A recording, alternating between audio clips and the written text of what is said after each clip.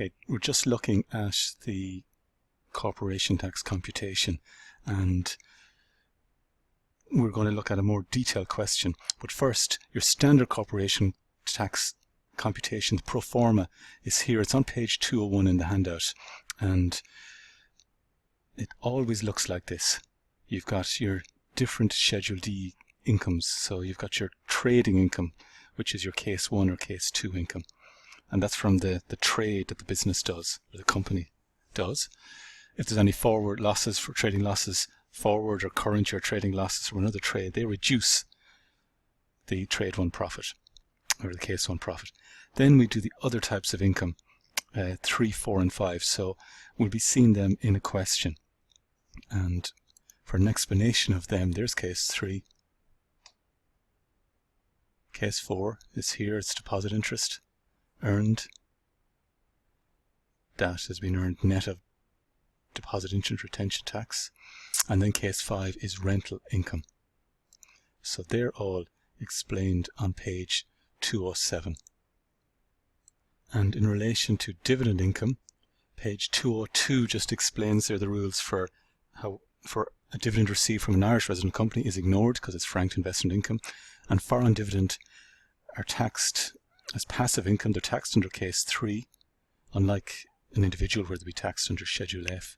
But for a company, they're taxed under Schedule D, case 3, which is usually taxed 25% unless the foreign dividend is from a country which has a double taxation treaty with Ireland, and then the company has elected to pay 12.5% corporation tax. So it would have to say that in a question before you tax the foreign dividends at 12.5%.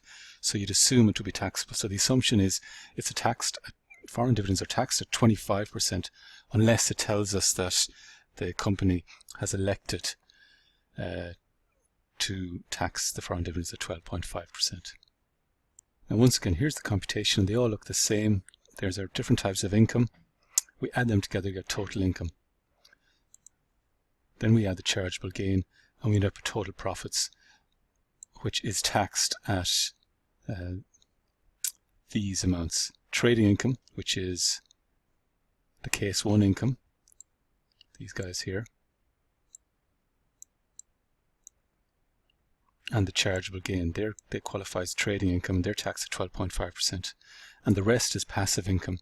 So case 3, 4 and 5, they're all passive income unless the foreign dividends qualify 12.5%. So we did a couple of questions like that already the last day. And for example, here we have a question on Hoop, and it told us it's trading profits. It said there was a loss carried forward, and then there was other income. So we basically just had to stick that into the pro forma computation. We had to put it into the categories. So trading loss was case 1. So trading loss was reduced from 120 to 80,000. That's it here. Deposit interest is case 3. Once it's received gross, if it was net, it would be case 4.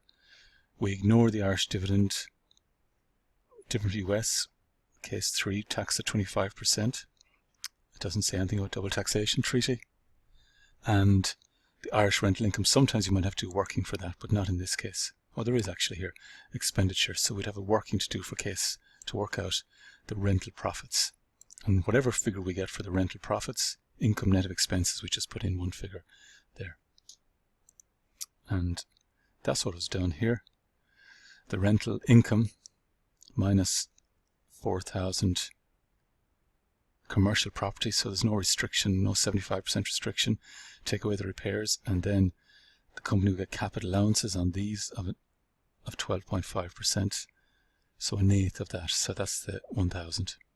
So we're left with 7,000 rental profit, and that's, I didn't show the working elsewhere. So you add up all the income, get total income. It tells us during the year then with a chargeable gain, so the chargeable gain needs to be regrossed, and we looked at that in class. But if you make a gain of 14,000, the tax rate is 33% for capital gains tax. So an individual will pay that much corporate income tax, or capital gains tax 4620. Now, company, its capital gain forms part of its trading profits. When we looked at this, we said the trading income, which is taxed at 12.5%, that encompasses the chargeable gain and the trading profits. So we just have to make sure that even though the company pays 12.5%, it's going to end up paying the same amount of tax, 4620. So what you do there is, to get that, you just multiply the chargeable gain by 33% to work out what tax should they pay, and then divide that by 0.125 or 12.5%. And here we get 36,960. And if someone pays pays 12.5% tax on that, multiply them.